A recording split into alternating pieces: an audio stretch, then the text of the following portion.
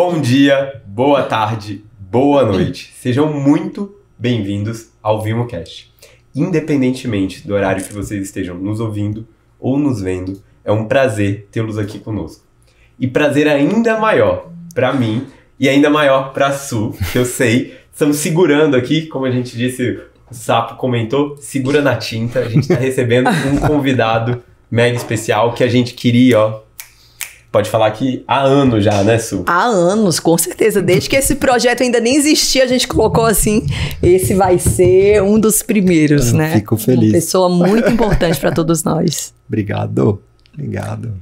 E a gente está recebendo hoje Luiz Saporetti, o nosso Sapo, que é médico geriatra pela USP, paliativista pela MB, é também especialista em psicologia junguiana e abordagem corporal pelo Instituto SEIDES, especialista em experiência somática pela Associação Brasileira de Trauma. Seja muito bem-vindo. Obrigado, muito obrigado. Feliz de estar aqui com vocês. Muito feliz, uma literal grande honra, né? Minha também. Se eu estou aqui no paliativo é graças ao Saporetti. Com certeza, uma pessoa que foi muito importante na minha trajetória, na minha formação, na minha vivência como pessoa. Então, assim, eu estou chegando nervosa realmente de ter você aqui, Saporetti. Obrigado, eu tô ficando nervoso também. Não, calme. Não é assim. Pega um lencinho aqui, mas realmente é muita emoção, né? Sim. E é bom, né, a gente ter gratidão nessas pessoas importantes na nossa vida, né? Eu tava vindo aqui de, nossa... Tivemos momentos fortes juntos, né? Muito fortes. Então, assim, realmente, muito obrigado. Obrigado. Por tudo mesmo, por tudo na vida, na profissão. Obrigado. E, pô, eu tenho que te agradecer por ter dado assim pra gente, pô. Obrigado mesmo, mas ele sabe, muito importante. Sim. Enfim, como bons paliativistas, vamos começar com uma biografia. Quem é o Saporetti? Quem é o Sapo? Quem é o Saporetti, o Luiz Saporetti, o Sapo, né? Já tem muitos nomes, né? Em outros lugares tem até outros nomes. Bom, eu acho que, em primeiro lugar, eu sou uma pessoa buscadora de coisas, né? Muito inquieto, muito existencialmente inquieto, e eu acho que isso que me levou a buscar o cuidado paliativo, entender a doença, a morte, e buscar as tradições espirituais e chegar na questão da espiritualidade, né? Acho que isso começou muito cedo. E por outro lado, eu sou um cara muito caseiro também, né? Cara, assim, o pessoal diz que eu sou antissocial. Pra me tirar de um lugar... E aí, isso é um mérito de vocês. Eu estar aqui... Olha aí. Né? É isso aí, Grupo Vivo. Ouçam isso. Me tirar de casa pra fazer alguma coisa... Que legal. São poucas pessoas, né? Então, assim... Então, eu sou muito caseiro. Gosto de ficar em casa. Gosto de ficar com família. Agora eu moro numa casa que tem uma natureza muito legal. Onde eu curto... ficar com as plantas, com as ervas, e as pessoas participam disso, né? Eu sou muito dedicado ao meu trabalho, né? Assim, de zelar das pessoas, né? Isso é um compromisso, né? E também da minha busca pessoal e espiritual, né? Então isso eu levo uma coisa muito a sério, desde... essa inquietude foi muito precoce, né? Tipo... jovenzinho, eu já comecei a estudar coisas que as pessoas olhavam e falavam assim, mas por que você está olhando para isso, né? A questão da existência, da não existência, do que tem do outro lado. Será que tem um outro lado? E aí eu falo para as pessoas que eu sou um cara cético, as pessoas dão risada. Porque eu experimento, eu vou atrás, eu quero saber, eu quero sentir. Enquanto eu não sinto, não me aproprio daquilo, eu não paro, né? E além de antissocial, também um pouco chato. Talvez isso seja uma questão do orixá, né? Um orixá de terra que olha para as coisas de uma forma muito pragmática, às vezes pragmático demais. E é muito estranho, porque isso não casa com algumas coisas que eu faço, né? questão da espiritualidade. Então você fala assim, nossa, mas como assim pragmático? Até a sua cara fala um pouco sobre isso, né? Como assim o cara é cético pragmático? Como unir isso? Né? Às vezes eu chego a ser chato, né? Muito sarcástico. A Su viveu isso, não sei se ela lembra. Lembro. Muito sarcástico, né? Quando eu tenho alguma dificuldade de lidar com alguma coisa, eu começo a ser sarcástico. Eu aprendi isso com a Lu, a psicóloga que trabalhava com a gente. Um dia eu comentando da minha filha, né, que ela estava muito sarcástica, eu contando lá uma história, ela virou e falou, ué, aprendeu com quem? Eu olhei, com quem? Ops. Ops. Mas isso é tão interessante, né, que acho que há algum estigma, né, que a pessoa é espiritualizada, né, ela não tem que olhar para as coisas de forma cética, de forma pragmática, né. Isso é muito importante quando a gente está lidando com uma coisa que é absolutamente intocável e invisível. Daí da necessidade, né? Da necessidade de não ir, né? Aceitando qualquer coisa a priori. Da responsabilidade, inclusive. Né? Da responsabilidade, né? E nesse campo, é um campo muito sujeito a um monte de coisas que são delicadas. Então eu sempre fui muito questionador também de tentar entender, tentar ver o que tem de real. É difícil falar, né? De fato. Porque é tradição, é cultura, né? Tipo assim, pera lá, isso aqui tá dentro de uma cultura, tem um nexo dentro. Pera lá, mas isso aqui você tá falando não tem um nexo. Já cansei de ouvir histórias que falam assim, não, isso aí não foi... Isso não foi dito por uma entidade. Entidade não diz isso.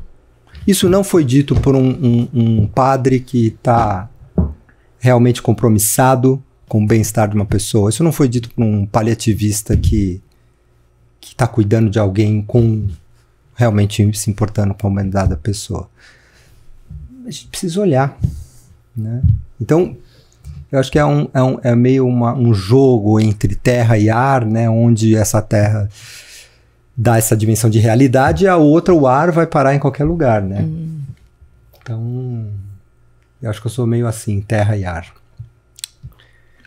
E foi tão importante isso, inclusive na residência, né? Que eu acho que qualquer residência é muito intensa, né? Né? Imagina, são tantas horas naquilo. E na medicina paliativa, nos cuidados paliativos, foi muito intenso. Então, todos nós, de diversas formas, alguns mais, outros menos, vivenciamos realmente essa dimensão de espiritualidade. E eu lembro que você trazia muito um contorno pra gente, sabe? De olha para os fatos, olha para a sincronicidade, não aceita qualquer coisa. Isso. Né? Seja muito responsável da espiritualidade do outro, na sua espiritualidade. Isso foi fundamental. Isso. Ter clareza da tua, né?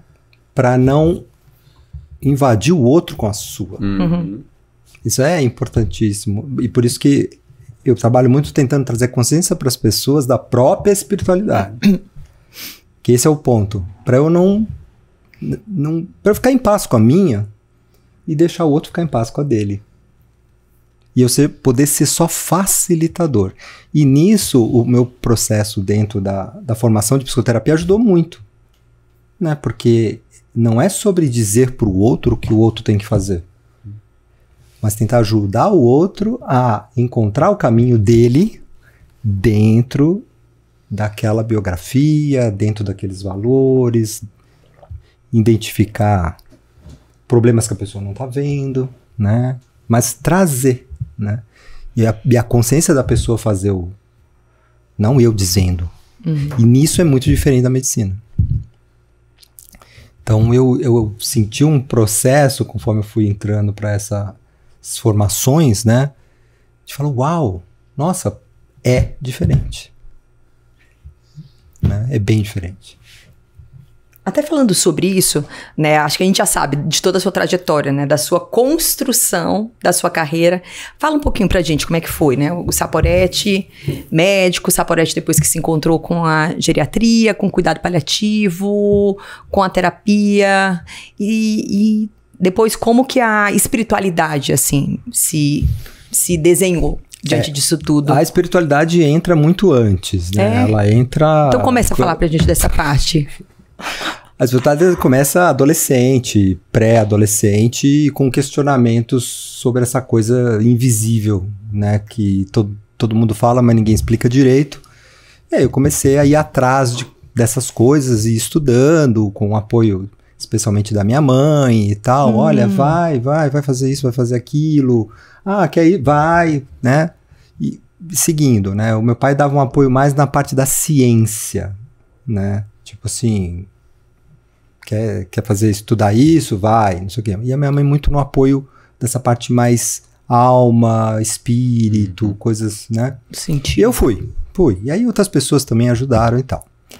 Agora, quando eu entrei na medicina, as pessoas às vezes entram na medicina por causa do avô, por causa de ganhar dinheiro.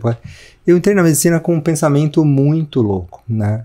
Que era assim, eu preciso entender o mistério da vida e da morte.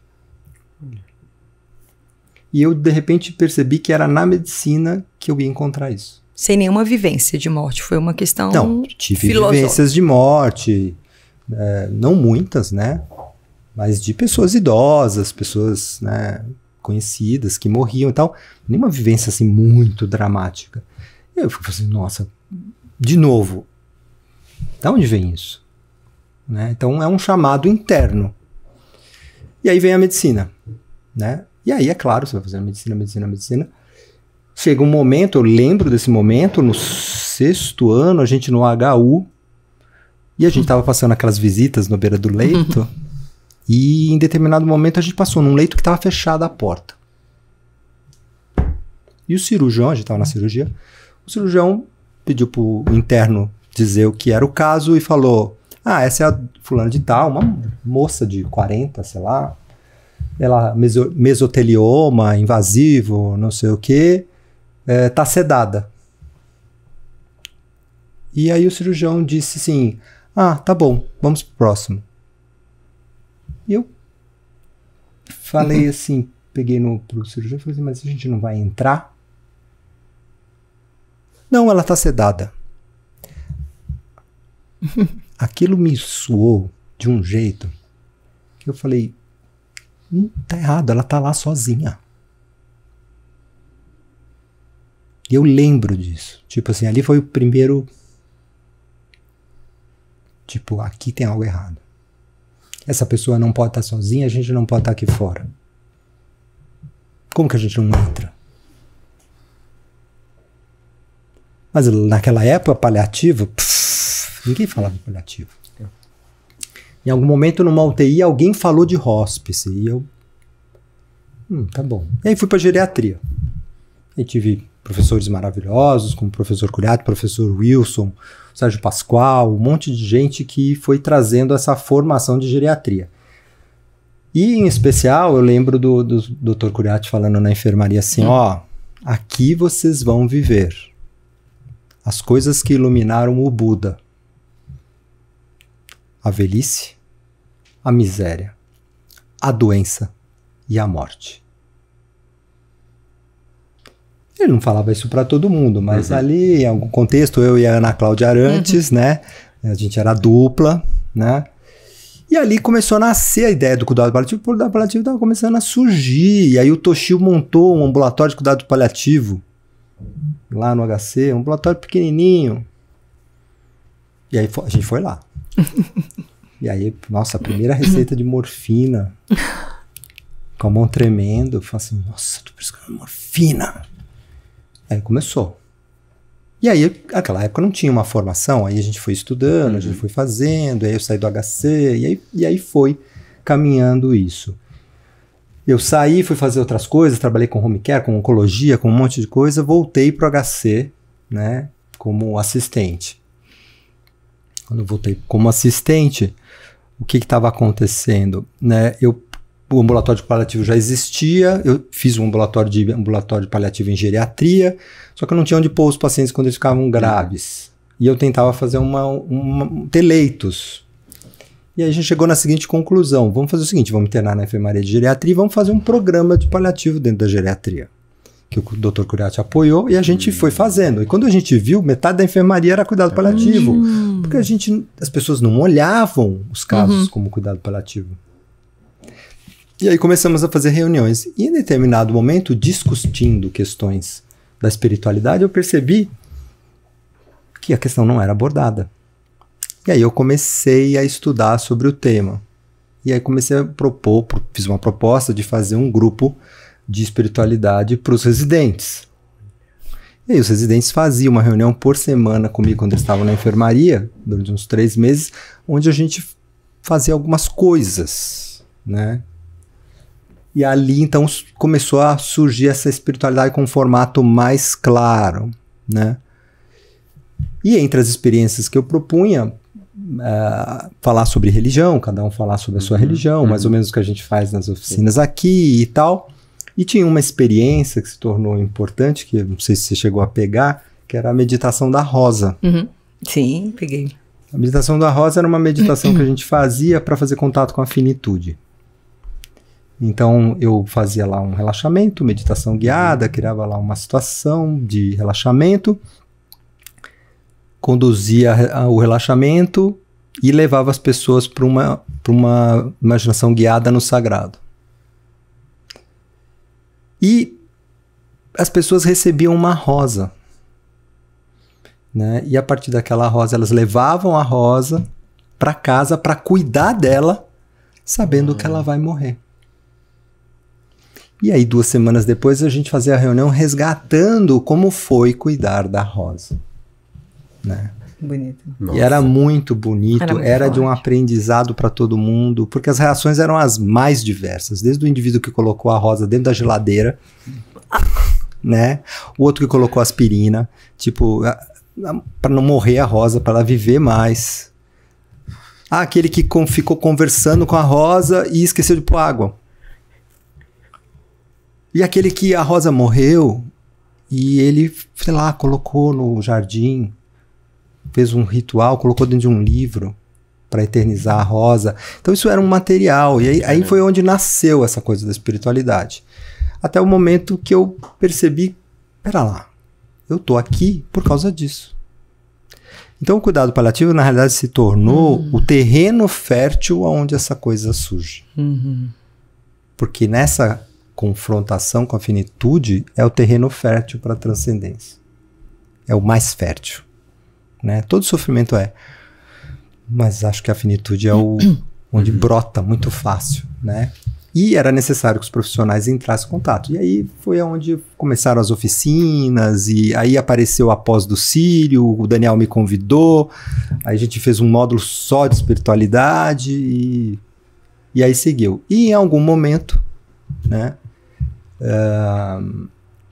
eu olhei para eu tive uma crise, né, mais uma crise existencial, mais uma, né?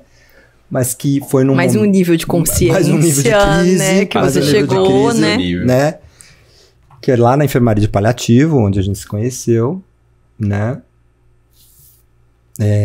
Um caso de uma menina lá que tinha uma doença gravíssima que era uma hipodermólise bolhosa, que vinha da pediatria adulta, mas era, assim, era uma situação muito dramática.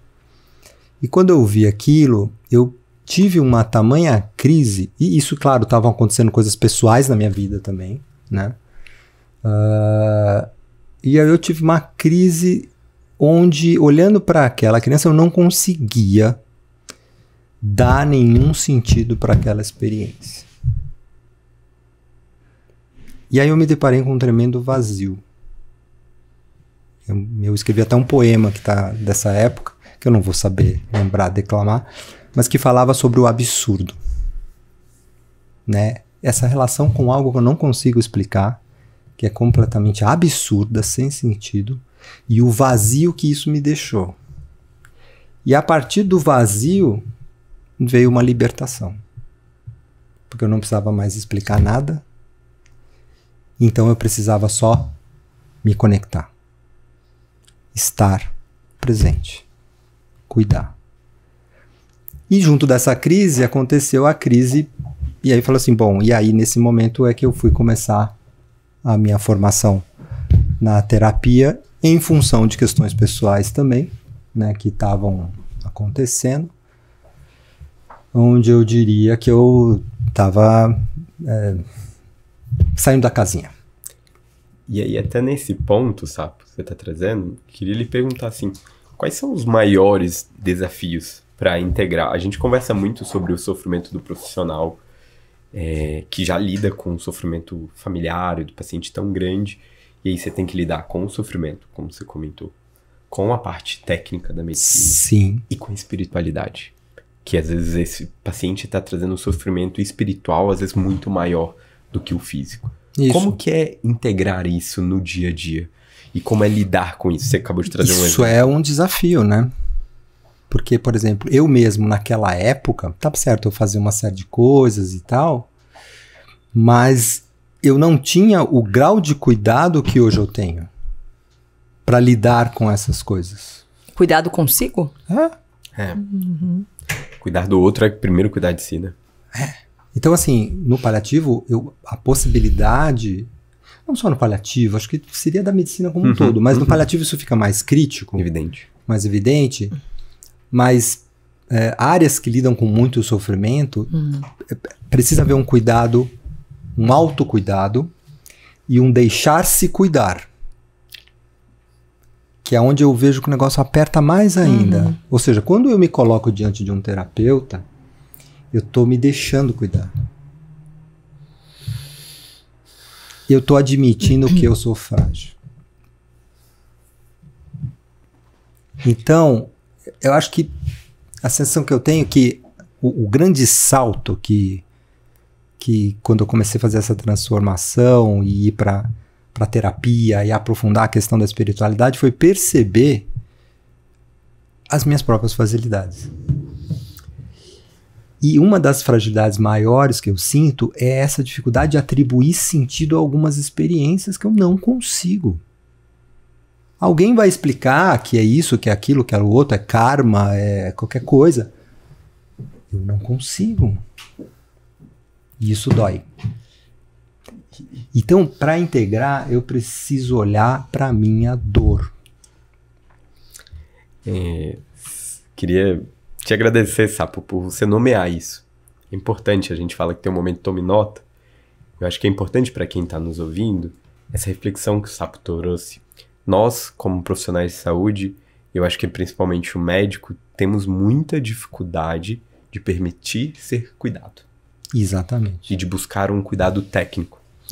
Teve um caso de uma colega médico, casado com esposa médica, que a esposa eu indiquei um acompanhamento, perguntei se ela fazia, ela, não, meu esposo é meu terapeuta. Não. E ele, um momento extremamente fragilizado, e a fala das pessoas que estavam ao redor é que ela realmente estava entrando num momento de descontrole mental completo. E ela não se permitia. O psicólogo entrava e ela saía. Isso. Ela não se permitia estar naquele momento, ela não se permitia ser cuidado. Porque para eu fazer isso, eu preciso admitir que eu sou frágil. E a gente tem uma cultura, né? E acho que a medicina reforça isso, eu acho que outras áreas também até reforçam. Mas a gente fala da medicina, né? Eu sou médico, eu posso falar para os médicos. É um lugar de fala. De você não se abalar. E não é sobre isso. Você tem que se mostrar forte. E o que eu faço com o que eu estou sentindo? Né? Porque às vezes o que eu estou sentindo é que eu não quero estar aqui. Como a gente cuidou daquela moça, né? Você deve se lembrar que eu falei, vocês conseguem entrar para cuidar? Não essa, uma outra moça também. Porque eu não consigo. Aquela jovem, né? Aquela também. jovem. Do eu não cateter consigo. central. Ela tinha a idade da minha filha. Mas você foi comigo, né? Não, mas eu fui... Foi um caso muito bonito, Foi, né? a De gente- contextualizar, né? Porque assim, no andar da carruagem, eu fui me aproximando na medida do que eu aguentava. Você foi trabalhando. Me aproximando na medida que eu aguentava. E naquele momento onde a gente tinha uma questão aqui, nós dois, que a gente precisava passar um catéter nessa menina. E a cirurgia torácica de adulto dizia que ela era criança e que tinha que ser a cirurgia infantil. E a cirurgia infantil dizia que ser a torácica que tinha que passar. E ninguém tinha que passar e a gente precisava passar um catéter. Eu falei, olha, eu não lembro mais como passar um catéter. E aí a Suelen falou, eu passo. Você passa? Eu vou tentar. Vamos junto. E aí a gente foi junto. Muito legal. Forte. Eu acho que eu fiquei... Foi muito forte, né? Eu fiquei monitorando ela, a enfermeira fazendo a sedação. A mãe do lado. A mãe do lado. Olha a cena. Né, uma criança delicadíssima. Ela já tinha acontecido uma perda de um filho, né? Nossa, um caso... Uma mãe super uma doença vigilante. genética, todos os filhos doentes. E todos nós muito um já tinha morrido, tocados, essa estava morrendo e o outro já estava com a doença. Todo mundo... E aí eu lembro que a gente vamos junto. E isso é outra coisa importante, vamos junto. Eu sozinho não dou conta, mas junto... E aí a gente ficou lá, nossa, acho que todo mundo ali rezou muito. Tipo assim, vai, Suelen. Ela falou, eu vou fazer uma vez. Pá, passou. Eu, mão péssima de catéter. Exatamente, o que eu tô fazendo histórico aqui? da clínica. História da clínica. Respira fundo e vai. Passou. Aí desmonta tudo, tal, limpa. A gente saiu, foi pra salinha, acho, onde tinha o muquifo que guardava tudo da enfermaria. Eu, ela, a enfermeira, desabamos no choro, se abraçamos, tipo assim. E eu falo... Aquilo ali foi de uma dimensão espiritual imensa. Imensa, assim, da gente se entregar a algo, a uma força que ia estar conduzindo aquilo ali. Isso. Foi e aí, aquilo ali, que não foi um procedimento, foi aquilo. Aquilo foi muito forte. Foi muito mesmo, muito assim. Não era a nossa emoção de depois. Não era sobre isso. Passagem de catéter. Não era sobre isso. Ouvindo, pegando um pouquinho, parece que é sobre, mas não é sobre. Eu percebo pelo olhar e a fala. Era outro lugar, é outro lugar. E a emoção que foi depois, né? Tipo assim, e precisava o quê? Precisava desabar, tipo assim, porque foi aterrissar o avião no lago, né? Tipo assim. Já era um caso que vinham tomando vocês há muito tempo. Isso. Provavelmente já tinha. E tomou por muito tempo ainda. Nossa, eu saí do HC, eu ainda tive notícias desse caso, até ela morrer. Né? Interna, desinterna, interna. Um caso muito sofrido. Então, da gente olhar para essa fragilidade, de poder virar e falar assim, não, eu não dou conta. E, Sapo, como que isso casa com o caso que você trouxe que mexeu com você durante o internato? Do cirurgião, é isso, tá sedado e não entra. Então, eu não dou conta então eu não entro. Porque eu preciso manter a minha pose frente aos outros, né? Que estão aqui também. Isso, como é, então, eu olhar e falar assim, gente, então, a gente não vai entrar porque eu não dou conta. De nomear. Porque eu, como aluno ali, se ele tivesse falado isso, eu ia falar, nossa... Ele é o cirurgião torácico, não sei o quê. Ele não dá conta? Como assim? Me explica isso. Tudo bem você não dá conta. Tá tudo bem você não dá conta. Lembra disso? Tome nota. Isso é importante. Isso é importante ser dito. A gente fala tanto pros residentes, que é uma parte de construção dentro do cuidado paliativo. Porque muitas das coisas a gente não dá conta. Não dá conta. E aí...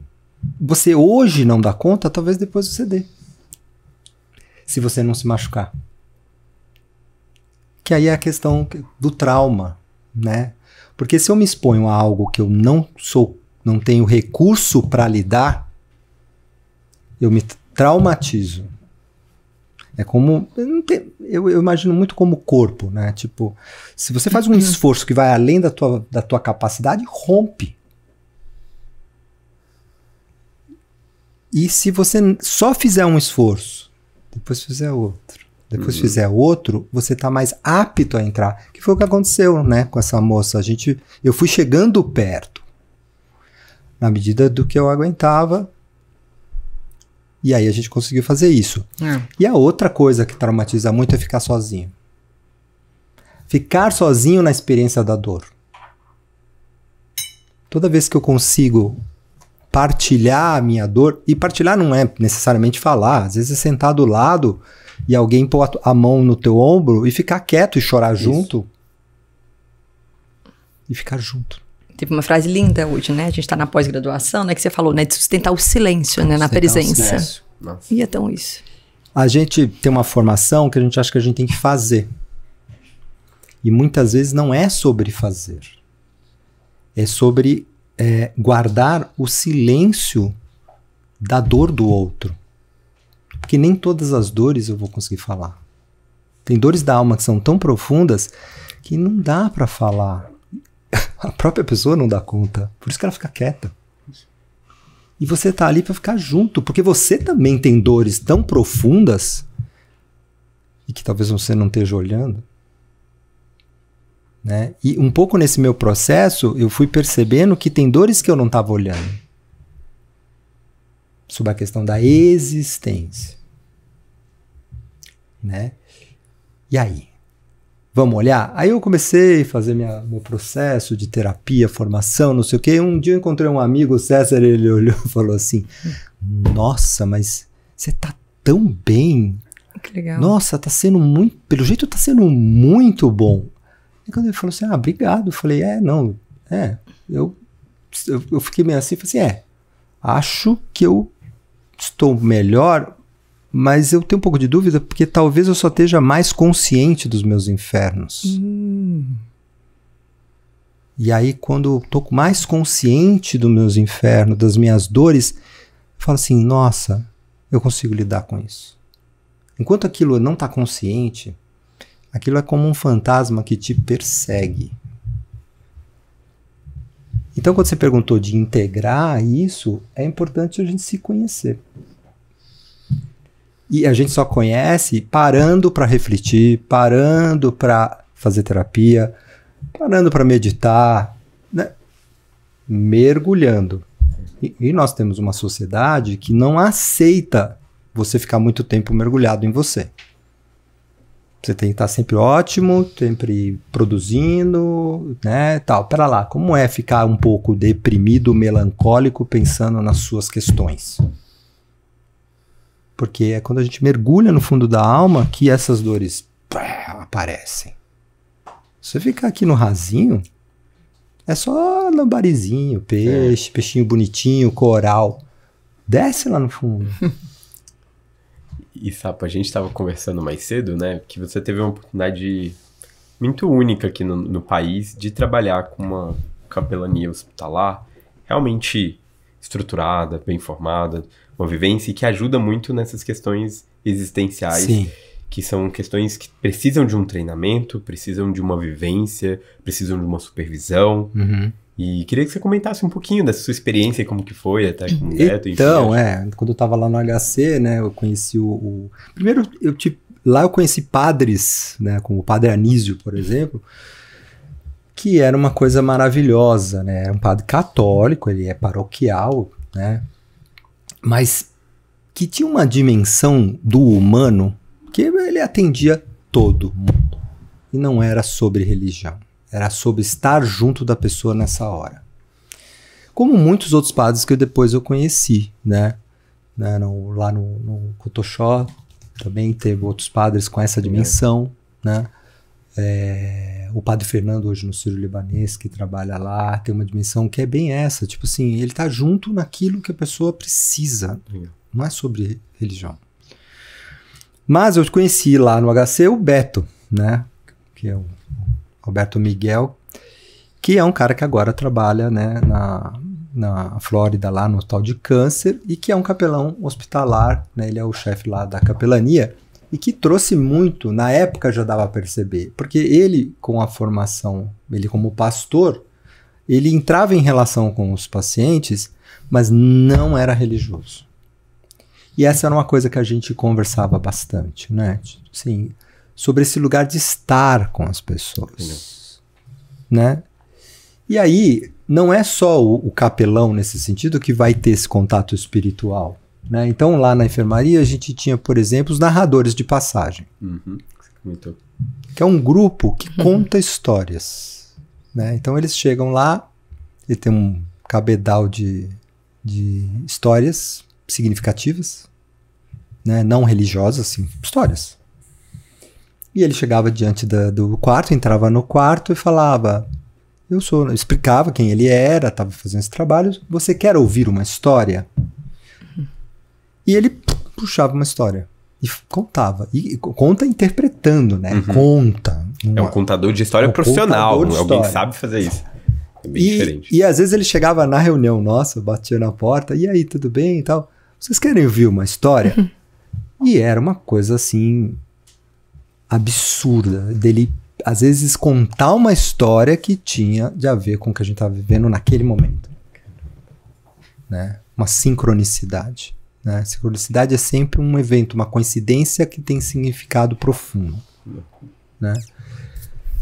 E aí você traz o cachorro para dentro da enfermaria. E aí você vê aquela pessoa falando das emoções quando ela está fazendo carinho no cachorro. Você vê a pessoa que está triste e fica feliz fazendo carinho no cachorro. Né? Você traz um cara para tocar. Né? E às vezes é o próprio paciente, né? Eu lembro de um paciente que tocava sanfona. Olha, sanfona eu nunca tive, não. Sanfona. Rapaz. Porque sanfona não, aquele grande é o acordeon, né? Acordeon. Tem até a foto dele. E o que a gente fazia? E ele tinha que fazer fisioterapia respiratória e a fisio fazia a fisio junto com a... Nossa. E aquilo era para todo mundo uma experiência espiritual, né? Embora as pessoas às vezes não nomeiem desse jeito, né? Ela traz um sentido, um significado que todo mundo sente, né? Nossa, a música tem essa capacidade, né? Então não é só sobre uma capelania. São vários jeitos de lidar com a espiritualidade, né? E com o que faz conexão, o que dá sentido à vida das pessoas, né? E é legal você trazer isso, né? Porque eu até estava compartilhando, dentro da nossa realidade de vivência, a gente não tem uma capelania hospitalar em conjunto com a gente dessa forma, dessa estrutura. E muitos dos nossos ouvintes estão em diferentes locais aí do país, né? No Congresso foi muito isso. E às vezes estão sozinhos ali. E tem situações e ficam, poxa, como que eu consigo abordar? E aí você traz outras ferramentas que você está abordando a espiritualidade. Que você consegue abordar a espiritualidade, que é uma temática tão desafiadora. Porque a questão religiosa, ela está muito centrada nos ritos e nas questões de crenças específicas. E a espiritualidade é muito mais amplo. Então eu consigo abordar as questões espirituais através de outras abordagens.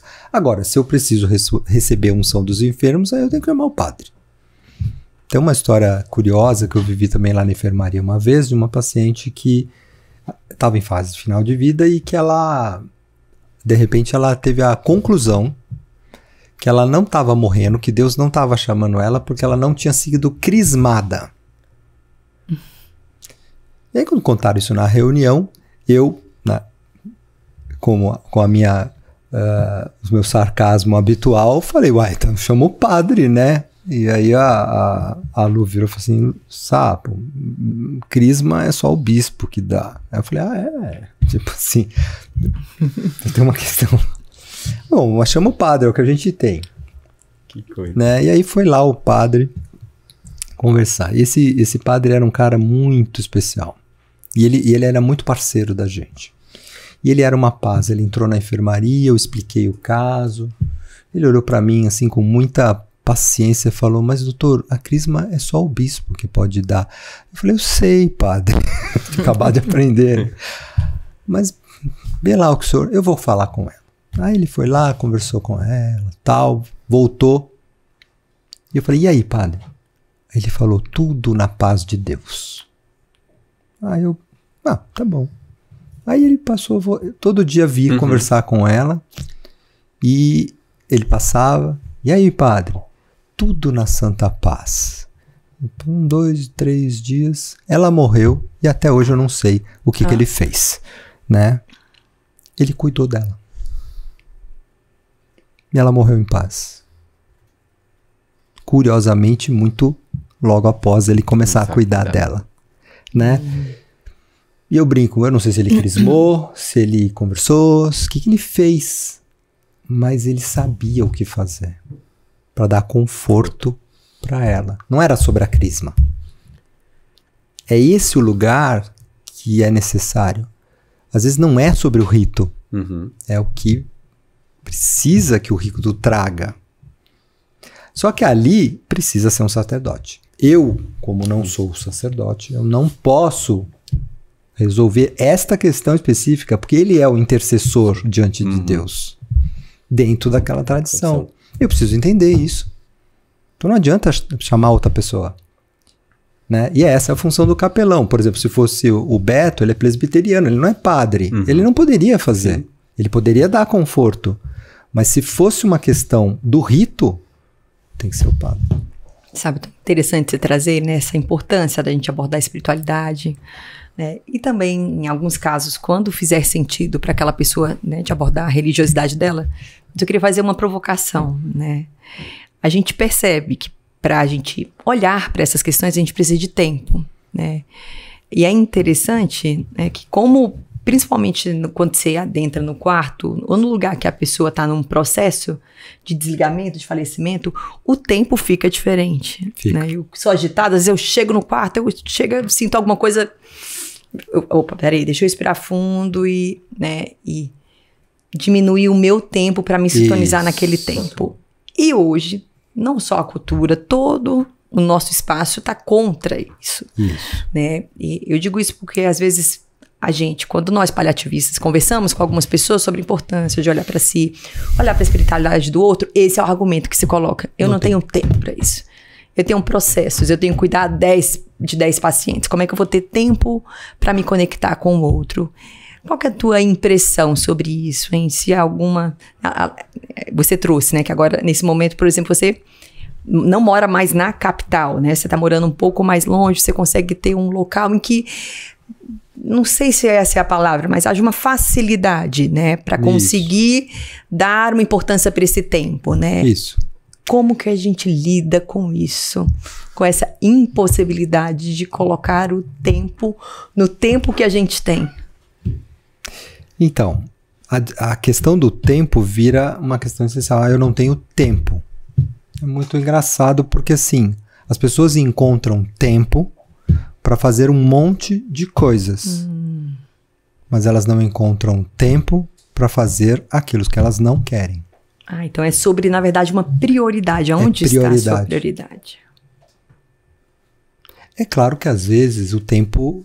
Porque a gente tem uma dimensão que é o Cronos, né? Cronos é o devorador dos homens, né? O devorador dos homens e dos deuses. Tipo, ele é o... Né? Então, assim, Zeus escapou dele. Né? E depois o pai, e aí começa a geração dos Olímpicos. Ele precisou derrubar Cronos, né? O tempo, ele é devorador. A única possibilidade da gente não ser devorado por ele é a gente ter consciência que ele é o devorador e eu não me deixar devorar. Zeus entrega uma pedra no lugar. Trazer a consciência, né? Esse fato. Eu preciso entregar uma pedra para Cronos. No meu lugar. Então o mito fala sobre isso, né? Tipo, para eu não ser engolido, eu preciso entregar uma pedra. Eu não posso me entregar ali, vai me devorar. Então eu preciso priorizar. Agora, a nossa cultura não prioriza reflexão, não prioriza sentimento. A dificuldade que às vezes as pessoas falarem dos sentimentos. O que você sente sobre isso? Seja perceber na pele, seja o que eu sinto aqui. Dizer, eu fico triste, eu fico puto, eu fico decepcionado. A gente tem Então a gente não tem espaço para lidar com isso. Como é que a gente vai mudar isso? Aos poucos, trazendo consciência. Criando espaços de reflexão. Precisa criar espaço. Se eu não tenho espaço dentro do meu trabalho, eu preciso criar um espaço na minha vida. Vai fazer terapia, vai fazer caminhada na natureza, sei lá, vai meditar. Você precisa de um espaço para refletir, para ficar com você. Agora, e no trabalho? No trabalho seria legal ter um espaço para trabalhar isso. As experiências que eu tive, como essa lá na enfermaria de paliativo, de ter o diário de bordo, que era um livro que todo mundo escrevia. Então, eu tava lá, inclusive esse poema que eu falei, eu escrevi nesse livro, né? Você tá lá agoniado com o negócio, você escreve. Você vê uma manchete do jornal que acha que cola lá, tipo... E aí, uma vez por semana, você abre o livro e lê para todo mundo o que tá escrito no livro. E o livro tá falando do que tá rolando na enfermaria. E aí a gente pode conversar. E é muito difícil. Porque como eu posso me expor na minha fragilidade emocional diante do meu chefe? Então a gente tem que tomar um pouco de cuidado com essas propostas. Ah, vamos abrir, vamos... Não, pera lá, mas qual é o lugar seguro onde eu vou me abrir? É um desafio.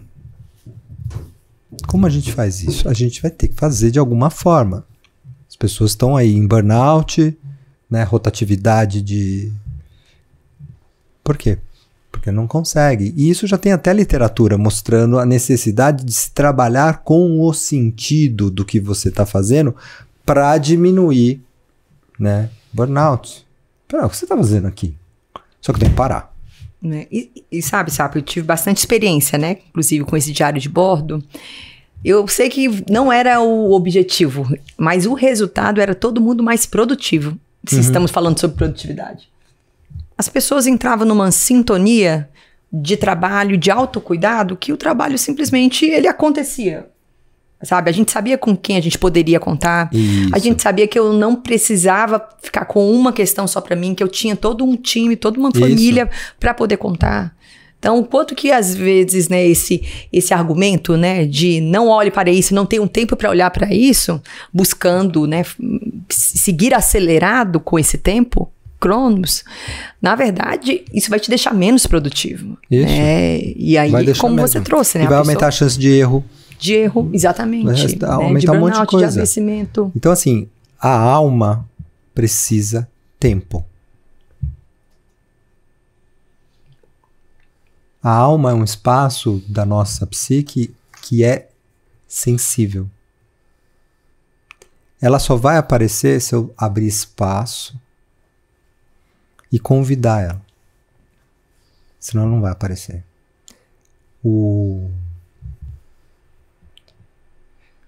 Tem um autor que outro dia eu ouvi falando, o Gambini, ele falava assim, a alma é uma coisa muito sensível que foge da violência, da pressa, da angústia, do estresse, ela foge. Você tem que parar, botar um café, convidar ela para chegar.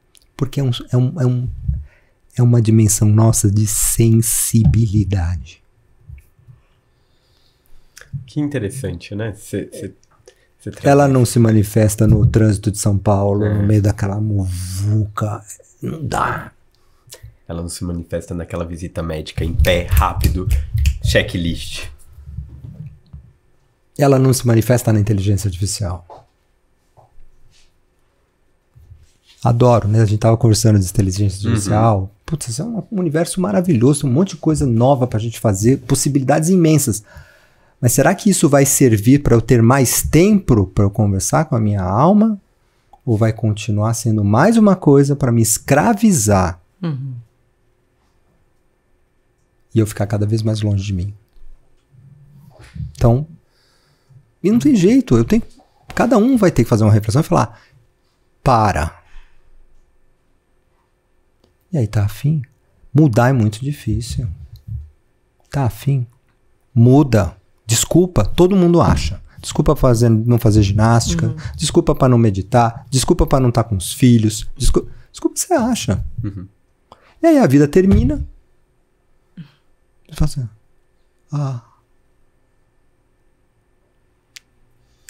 né? Tipo assim, uma vez um professor meu falou assim, uma pergunta importante é, se você soubesse que você está morrendo, você estaria neste momento fazendo o que você está fazendo? Se a resposta é sim, você está no lugar certo.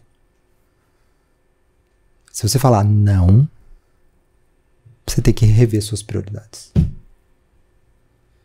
E isso quando ele falou isso, eu fiquei, como assim?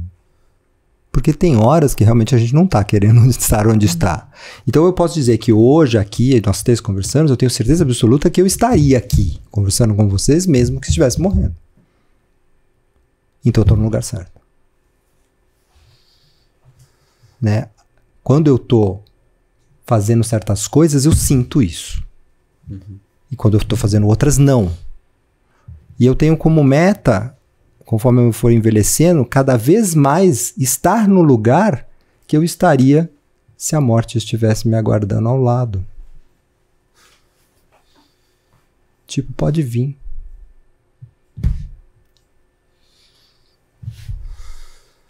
Então, é sobre isso, pensar espiritualidade, finitude. A vida que você tem faz sentido mesmo?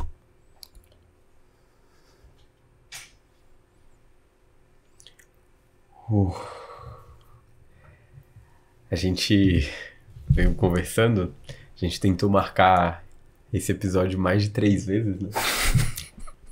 E por 3 vezes online, porque não tava dando. E era impossível fazer esse episódio online. Mas eu queria resposta. Tá. Depois a gente entendeu, né? Depois da terceira vez a gente falou, não é. Que também não deixa de ser uma sincronicidade, pô. Hoje em dia eu não consegui fazer algo online, como não? Tipo, né? E aí a gente marcou, aí eu não pude, aí não sei o quê. Tamo aqui. E Sapo, a gente falou tanto de autocuidado, a gente adicionou essa pergunta, né? Pra gente sempre fazer os nossos convidados. Qual é a forma de autocuidado que você gosta de fazer? A sua. Então. Se você puder compartilhar. Não, claro, tem várias coisas, assim, não é uma coisa. Sim.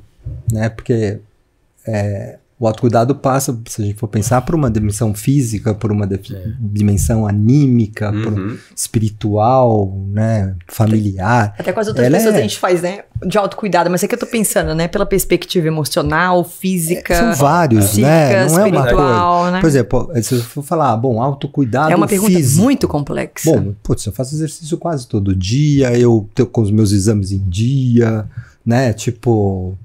Outro dia eu fui no urologista, o urologista falou, mas você não toma nenhum remédio? Eu falei, que legal. Não, eu tenho 55 anos, não tomo nenhum remédio, meu peso está no lugar, só um colesterolzinho mais ou menos. Autocuidado físico. Como eu cuido da minha... Aí eu vou juntar a alma e do meu espírito, né? Tipo assim, primeira coisa, tentando chegar nesse lugar onde eu estou confortável de estar, né? Isso geralmente é estar com as pessoas que eu amo e as pessoas que me fazem um sentido, que tem um sentido, seja na família ou dentro da religião que eu participo e tal. Estar com a natureza. Esse é um autocuidado, é bizarro, até a Sueli, minha esposa, fala, você não pode ficar longe. Tipo assim, é nítido, você passa o dia cuidando da horta, você muda. Você vê, eu tô enfiado no meio do mato, tá tudo bem. Aí eu volto pro meu estado, né, de anímico normal. E por fim, no espiritual, hoje o espiritual também transita, né, com a religião, né? Eu faço parte de uma tradição, né, uma tradição umbandista, né, chamada tradição guaraciana, onde sou médium e tô lá e participo. E esse lugar me traz sentido de conexão também. Numa dimensão que tem a ver com aquilo que eu sinto que cabe aqui. E é até engraçado, às vezes as pessoas, você acredita nisso, acredita naquilo. Não sei se eu acredito. Eu sinto. Né? Porque as explicações, eu cada vez mais eu tô meio assim, não quero explicar nada. Eu quero saber o que as pessoas sentem. Eu quero saber o que eu sinto. Porque explicação, o mundo tá cheio. E as explicações sempre separam as pessoas. Porque você explica de um jeito, o outro explica de um outro. Agora, quando eu tô, por exemplo, ou cuidando de alguém, ou quando eu tô lá no templo e alguém chega com uma dor, porque descobriu que tá com câncer,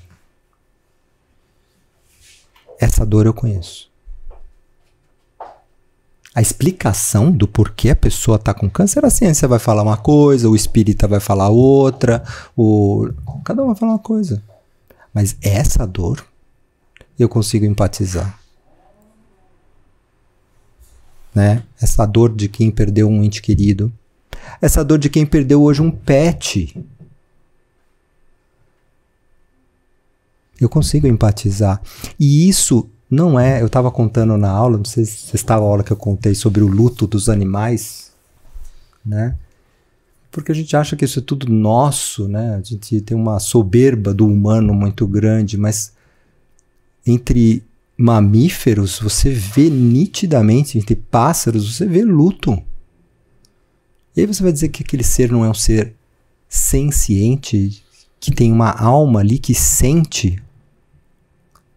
E aí eu contei duas histórias. A última foi da nossa cachorrinha que morreu, né? A nossa York, né? Tava com 15 anos, já vinha ruinzinha há um tempo, foi entrando em cuidado paliativo, né? A gente decidiu não inventar muita moda para ela e tal, fomos confortando, cuidando dela. E ela, nos últimos tempos, ela tinha uma mania de pegar a ração dela e levar para um tapetinho, né, na sala.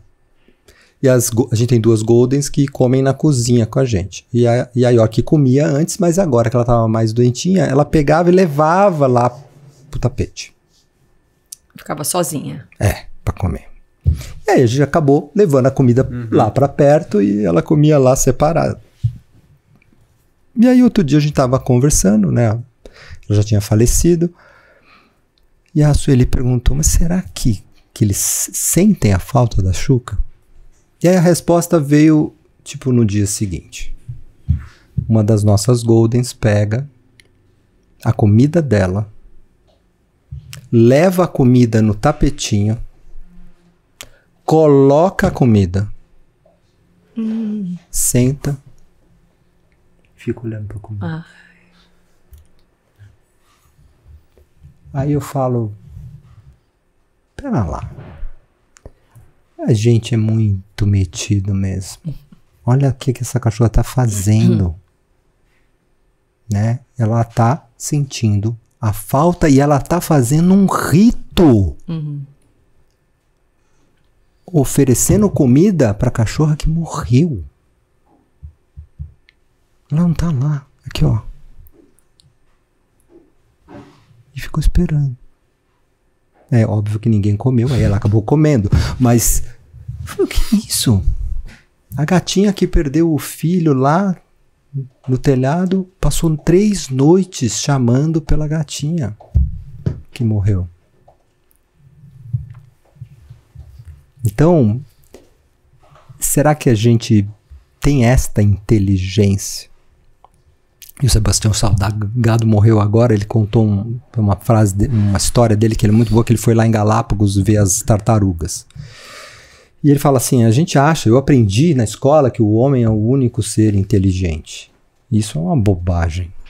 Toda a natureza tem inteligência, a gente aqui não sabe conversar com a natureza. E aí ele contou quando ele estava em Galápagos tentando filmar aquelas tartarugas gigantes. Aí ele virou e falou assim, e ela não parava, ela passava por mim como se eu não existisse, tipo, eu não conseguia fotografar, eu queria fotografar ela de frente. Determinada noite eu, sei lá, dei uma surtada, eu deixei a câmera de lado, me ajoelhei na frente da tartaruga.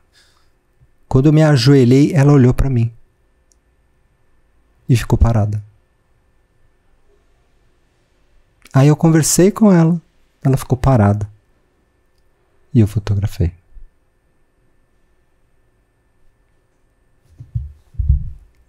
Claro que ela não entende o que você está falando, você não está falando na língua dela.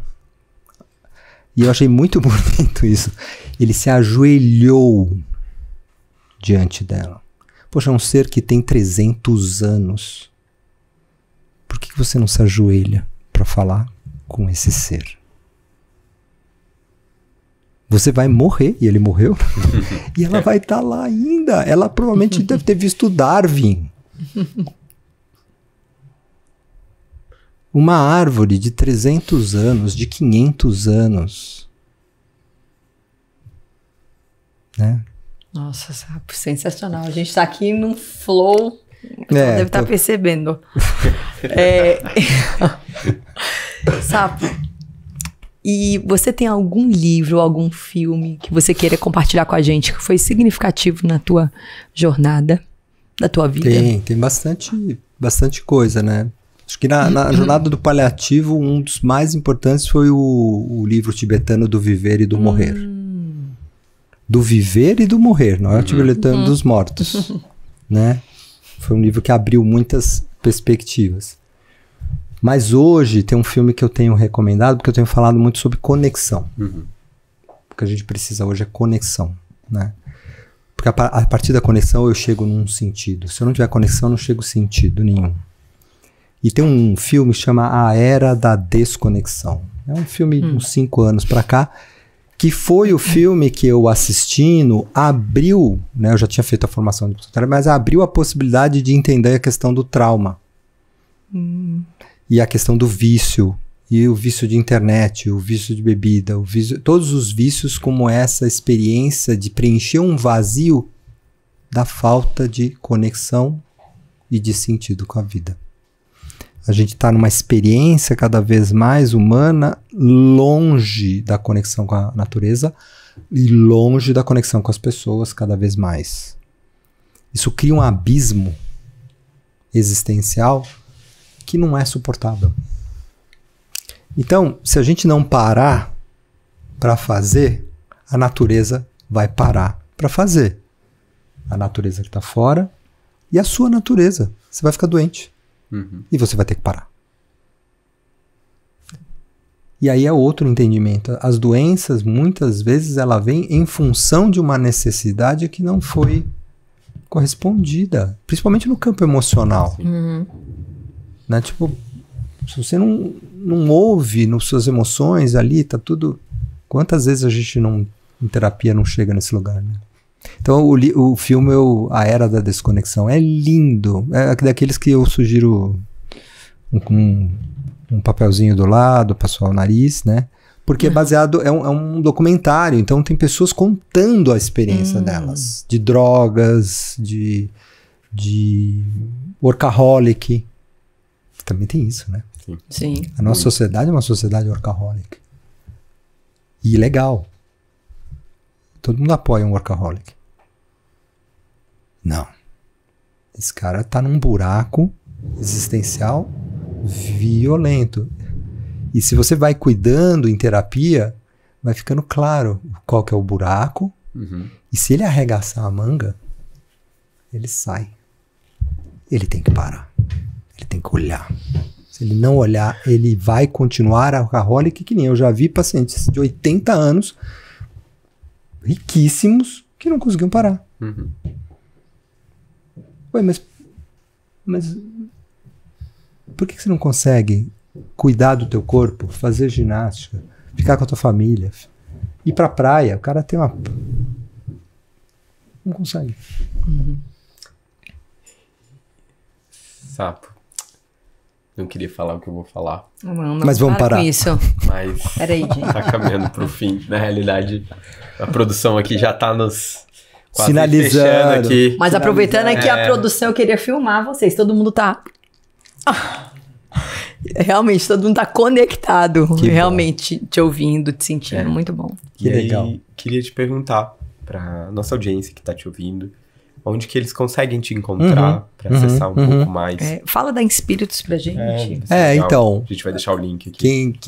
Quem quiser me acessar, pode me acessar pelo Instagram, tanto o Luiz Saporetti, que você me acha, Luiz Saporetti, né?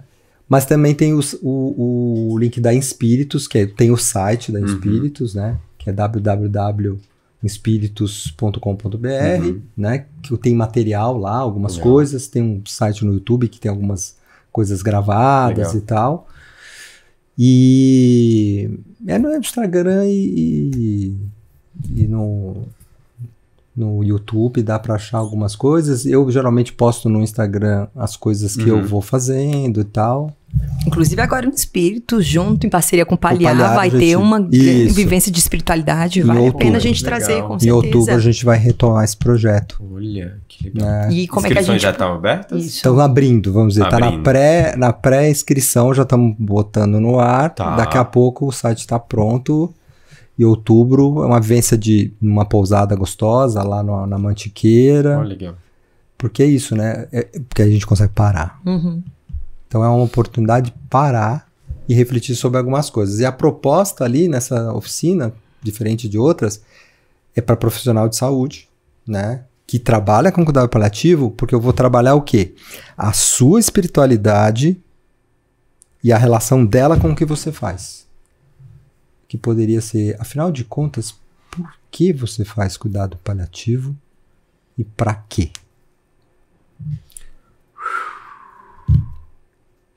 Sensacional. Pô, louco. Ligadão. Ai, Nossa, como que encerra? é. Na verdade, não vamos. Esse vai ser o único episódio que nós não vamos encerrar. Ah, Vocês- vai ter, qual é que é?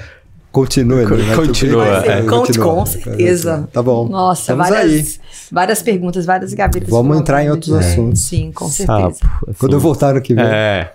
Não. Ou quando a gente for lá fazer a segunda temporada VimoCast em São Paulo. Ah, vai ter Vimocast em São Paulo? Olha. Opa. Ou quando nós trouxermos a vivência do Espíritos para Opa! vocês. Aguardem eita. novidades. Olha, isso aí. Aí vai ser, hein? Olha. Maravilha. Sapo, muito. Obrigado. Muito obrigado. Muito obrigado, Obrigado. mesmo. É, muito então- mesmo. Muito especial, E- como sempre. E para vocês, muito obrigado por nos ouvirem, obrigado por estarem aqui. Saiba mais, a gente vai deixar os links, o link também da plataforma de comunicação, da Escuta Decisão, que já tá no ar. E gratidão.